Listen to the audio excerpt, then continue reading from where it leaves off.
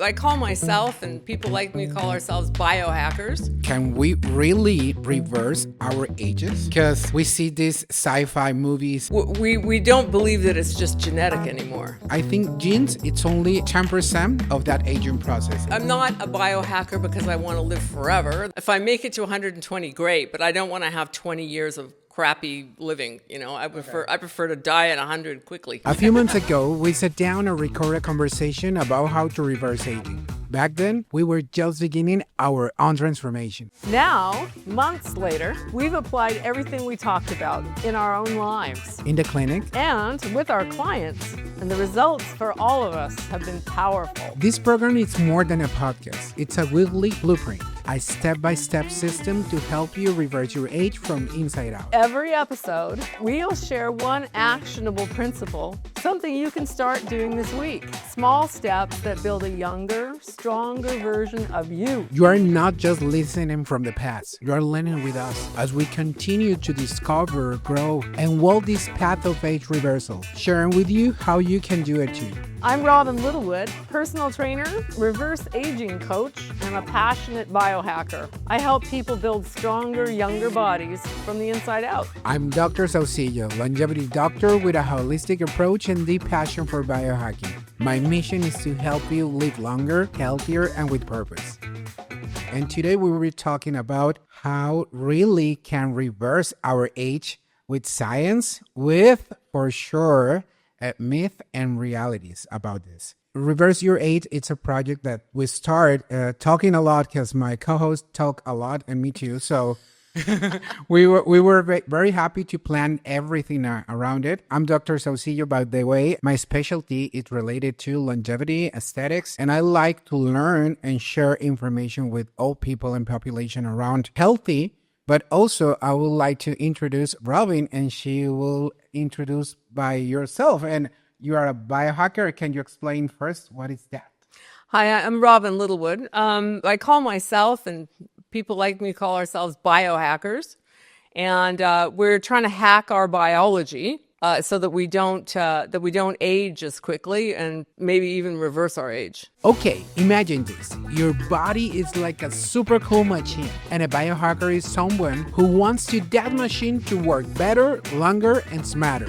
We don't wait to get sick. We test, track, and change little things in our food, sleep, movement, or even our thoughts. So instead of living by default, we live by design. A biohacker asks, what can I do today to help my body stay young tomorrow? I think the first question that we want to discuss is, can we really reverse our ages? Because we see these sci-fi movies and we see some machines that can froze the time or reverse your age. But if that's really, and the other question will be, it is very easy to do it? What do you think? Well, there's a lot of debate about this. I know. Yeah. Matt Caberline was talking about how it's not possible to, that's not. Here's the thing. I actually don't think that there's any question whether we can slow down the aging process, because why do some people age so well and some people don't age well at all? I mean, it's not. We don't believe that it's just genetic anymore, that it's just a question of genetics. I remember when I was at med school, they only teach us some specific things, like we need to know about genes, proteins, enzymes, but in the reality, we don't get that information and go and talk to the patients about the aging process. And there's a theory, and I was listening to David Sinclair yesterday about to be part and approach this aging process like a disease. We have a lot of comments and we have a lot of theories related to that. What is age really? We all grow older, or so we think. Society tells us our age is a number, 30, 40, 50, based on how many times we have gone around the sun. That's called chronological age. It's social, it's cultural, it's useful for calendars and candles on a cake. But inside out, there's a different clock ticking, one that measures how our cells are functioning, how fast we are regenerating, how well our body's keeping up. That's biological age. it's real, it's measurable, and it can go backward. Because aging is not just about time, it's about your lifestyle. Lifestyle. Yes. But no makeup, fashion, not the type of lifestyle, or it can be related. You can put all the makeup you want on top of on top of your face. It's not, and you can do surgeries. People are doing surgeries and fillers and injectables and I always compare it to, like, if your house is full of termites and it's falling down, you can put a very beautiful coat of paint on the outside of the house, but within 6 months or a year, it's going to look worse than ever, and it's going to continue to fall apart. So you have to, we know for sure there's two things that do slow down aging. One of them is caloric restriction and fasting, not intermittent fasting, but longer term fasting. And like, the other, like a bunch of days? Well, they recommend like doing Gandhi. No, he starved himself. That was the point there. Yeah.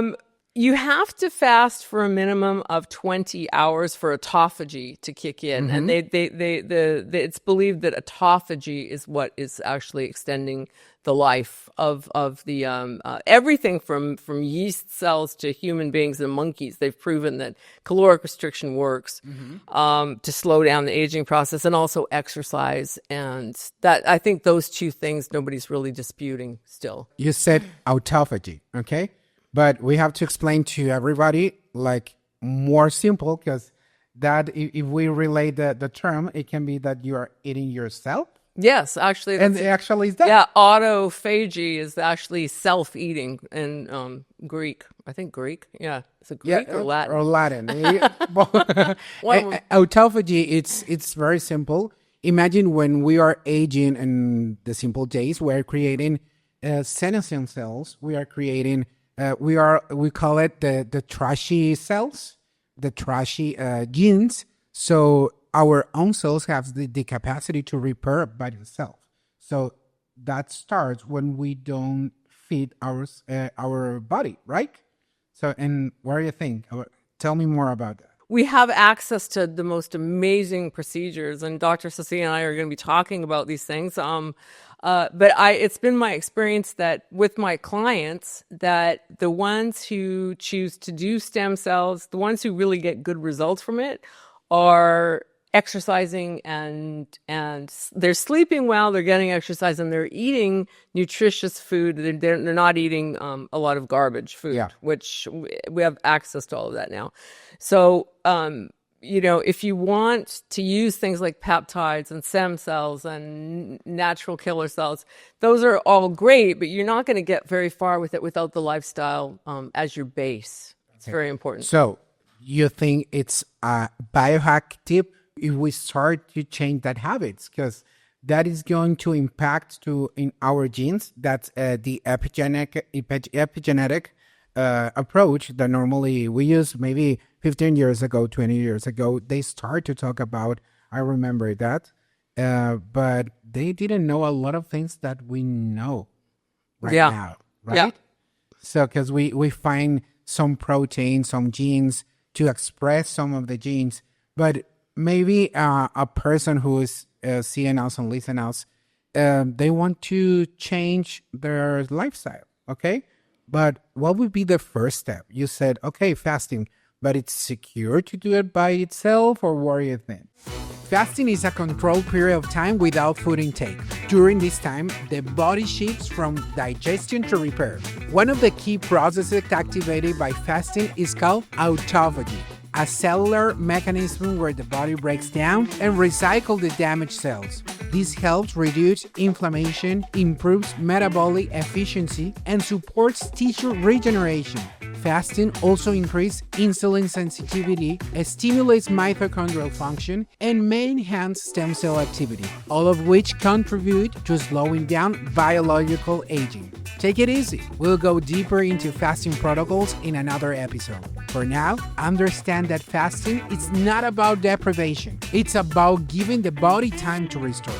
women respond to fasting a little bit differently than men. If women are still menstruating, one of the problems for women who are still in, their fertile years with fasting is that sometimes if you do it excessively, it can stop their period. Okay. But generally speaking, if you do it reasonably, just cutting back to 2 meals a day will make a difference. And it's probably not due to autophagy at that point, that it's helping you, but it's just easier to restrict your calories to a time restricted eating is easier for most people. Okay. And it will take a little bit more time than a regular and very precise fasting, right? I'm not sure. Normally we can do it, and it can be related to a nutritionist and a happy to be campaign, okay, with a specialist, okay. But if they want to start maybe 2 meals a day, as you said, they have the option to do it with more professional, not taking some information from internet or TikToks or. Yeah, well. I mean, I don't know how wrong you can go when you just decided to skip breakfast. I don't know that you need a professional to tell you what to do. Human beings evolved hungry. We weren't, we didn't have all of the access to food. We spent most of the day trying to find something to eat, and we ate it. And then we went to sleep and we got up and did it again. So it's only been about the last probably 50 years where we had, ridiculous amounts of food around all of the time. So I think that the human body is not set up to be eating all the time. And we've been the fitness industry, by the way, is one of the biggest culprits in this, because in bodybuilding, we always were told that we had to eat 6 meals a day, and 40% of that was protein. So you were activating what they call the mTOR pathway, which is the opposite of the one we want the AMPK pathway. We don't want the mTOR for aging. And we just sort of put all of our clients on these 6 meals a day, which is, who has time for that, number one? It's ridiculous. It is. And it's very tired, and you have to expend a lot of money to buy and time. Time and money. Everything. Yep. So the body, we had, in the diet industry, we had I used to call it the bodybuilders versus the vegans. So two very extreme points of view, neither one of which I think is, in my opinion, is very healthy. Okay. I think it's great to eat a lot of plants, but there's no evidence that being a vegetarian makes you any healthier either. In fact, unless they get the right B vitamins, it can actually work against them. Do you think it's related more ideology to the vegetarians or vegan people? They want to preserve and be safe all the animals that. Yeah, I think a lot. I mean, I wouldn't want to speak for all the vegetarians, but I know I have a brother who's a vegan, and his reasoning was always that it was easier on the planet than eating meat. So he wasn't really against eating meat. He just didn't want, he was trying to save the planet. And I have 4 much older brothers that are now all close to 80, and I would say that the ones that are eating meat are aging better. They're hanging on to their muscle mass, which is a huge thing for aging. And that's very important, because I remember my patients when came to the clinic, and they said to me, I'm 60. And I know it's normal to feel pain. It's normal to feel sleepy, to make a dysregulation of my sleep pattern. It's normal to lose my hair. And my answer always is, no, it's not normal. It's not normal. And some people think when we age, we have to embrace everything, all bad things happening around it. So I don't think we have a misconception of aging, and we can improve like you and me. Yeah. Well, I'm 60. I turned 60 this year. So I Sweet 60. Sweet 60. Sweet 60, yeah. Sweet 16. I do not believe that aging has to equal pain and decline. I'm not a biohacker because I want to live forever. There are people that they're planning on uploading their brain to the cloud and freezing themselves and all that stuff. And they want to live forever. Yeah, there are people in the you'll actually run into if you come to Radfest. There's it's called the Radical Life Extension Group. So they're into, like trying to live forever, but that's not what I'm doing. I'm trying to increase health span for myself and others. You want the amount of time that if I make it to 120, great, but I don't want to have 20 years of crappy living. I prefer to die at 100 quickly. if I have a choice, right? Yes. Yeah. But we don't have a choice. So in that time, we can improve our habits. We can improve and make changes. I was reading an article and they said, okay, we have this tendency, and it's very related to social media, that one, and I'm very happy that a lot of people that are young are very interested to stay healthy, okay? And now it's not only about weight, because in the past, I remember in the 90s, okay, you are fat, you have to lose weight. That's the only thing. Now, you have to supplement, you have to work out properly, and identify if you have an injury on your back, it's different. It's not only to build mass muscle, it's to build mass muscle intelligent. Mm-hmm. What's your approach when with your clients, and what's the difference at the normal that you start maybe in the 90s when you work out normally? It changed? Well, yeah, it actually, I've only been a full-time trainer since about 2000, okay. 2000, because I was an executive before that. So, but I was in the gym for 40, 50 years. I think we have learned that as trainers, that if the very first thing I ever do with anybody is a mobility assessment. Okay. Like I have people do what they call an overhead squat screen. And you will do this. Mm-hmm. Jose's going to work out with me too. So I look for biomechanical tendencies that are either already causing pain or will cause pain if I aggravate them. Okay. And you can see a lot of that by having people do an overhead squat and by checking their shoulder mobility. So you don't want to just launch somebody into the gym without knowing how they move. Mm-hmm. And that's something that all trainers should be doing that. So if you're looking for a trainer, look for somebody who does that, either a functional movement specialist or a corrective exercise specialist. So that's the very first thing. The second thing is hormones. So I don't even want to talk to you if you haven't got your hormones right. And I send everybody to Dr. Saucillo for their hormones, or they don't get training, because you're getting nowhere without hormones. And the third thing I'm a huge advocate of, which I'm going to paint a target on my back right now, is I'm a big fan of the GLP-1s. Me too. Used correctly. Yeah. Used correctly. It can be dangerous in some patients. Well, they're GLPs, just for you who don't know, everybody's probably heard of Ozempic. Ozempic is a popular, what they call a GLP-1 agonist. Tirzepatide is the other one, and retatrutide. And I microdose. I take a tiny amount of retatrutide. Mm-hmm. And I actually, if I have clients that need to lose weight, I almost 100% of the time will send them over to Dr. Cortez, who gets them their GLPs. And then you're sort of ready to start at that point. So we've got our hormones cranking, we got our GLP working, and then we go to the gym. But the change has to be global, because if we only focus and give the responsibility to only a GLP-1 or only for working out or just meals, it's going to be a failure process, right? Right. And that's why we microdose. Yeah. Yeah. So we both take one.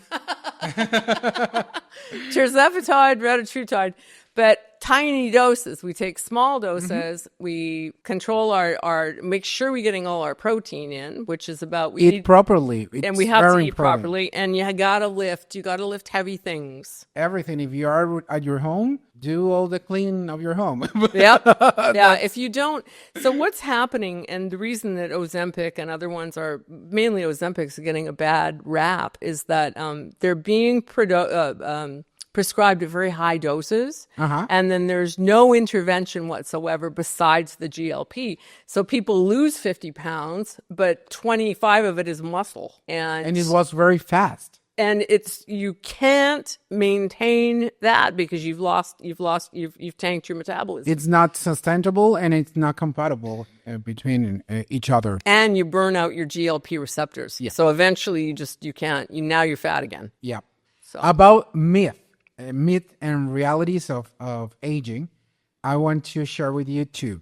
One, the NAD, which is very important, and we were talking about it more deep, but NAD is the cure for aging. It's the best product that we can find, or it's only a small help? Well, again, there's controversy on this one. Lance Hitchings, who's my other partner in social media, he would tell you that you should try to decrease something called CD38, which is as we age, the NAD gets eaten up by our bodies by enzymes like CD38. And there's another one that is escaping me right now. But you can lessen the amount of NAD that you're losing, and you can supplement with NAD, but there's problems with getting NAD into your cells. Yeah, and we don't have we have options. We can do orally, we can do intravenous, we can do nasal, like a peptide. So we have to decide what's your lifestyle. If your lifestyle doesn't have this important approach to do it, we have to think about it and reformulate everything that you are doing it. Because if you're going to do orally, we have to complement with some precursors of NAD. And if we are going to do intravenously, you will need time to do it because it takes a lot of time to get in from outside to inside your body. So here we are. The first step of your transformation is complete. This week is all about habits, a small, science-based change that compound over time. If you stick to the process, your body will notice. If this episode helped you, don't forget to subscribe, leave a comment, or share it with someone starting their own transformation. We'll see you on the next week with your next evolution step and more tools to help you reverse your age.